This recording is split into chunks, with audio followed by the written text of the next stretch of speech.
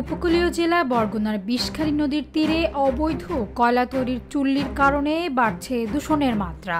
প্রশাসনের অভিযানেও মিলছে না কাঙ্ক্ষিত সমাধান, শুধু জরিমানা দিয়েই বেঁচে যাচ্ছে প্রভাবশালীরা। সচেতন মহল বলছেন, এর বিরুদ্ধে দ্রুতই পদক্ষেপ না নিলে হুমকিতে পড়বে পরিবেশ। বরগুনা সদরের ১০ নং নলটনা ইউনিয়নের আজগুরকাঠি গ্রামে বিষখালী নদীর তীরে বসানো হয়েছে বেশ কয়েকটি কয়লা তৈরির চুল্লি। প্রতিনিয়ত চুল্লিতে পুড়ছে হাজার হাজার টন কাঠ। চুল্লিতে কাঠ পুরানো ধোঁয়ায় যেমন ক্ষতি হচ্ছে পরিবেশের, এছাড়াও শ্বাসকষ্টে ভুগছে শিশুসহ বয়স্ক বৃদ্ধরা।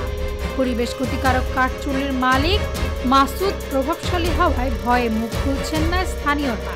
তবে কয়লা চুল্লির মালিক বলছে, সকল ধরনের নিয়ম নীতি মেনেই পরিবেশ ঠিক রেখে এসব কয়লা তৈরি করছেন তিনি।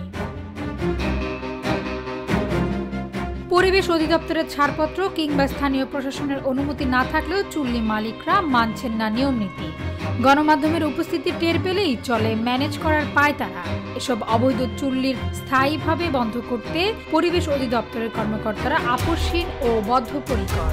তবে ঊর্ধ্বতন কর্তৃপক্ষের অনুমতি না থাকায় বক্তব্য দিতে অস্বীকার করেছেন বরগুনা কর্মকর্তা।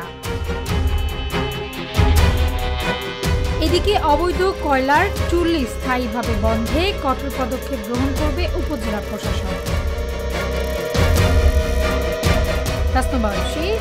ভোরের পাতা।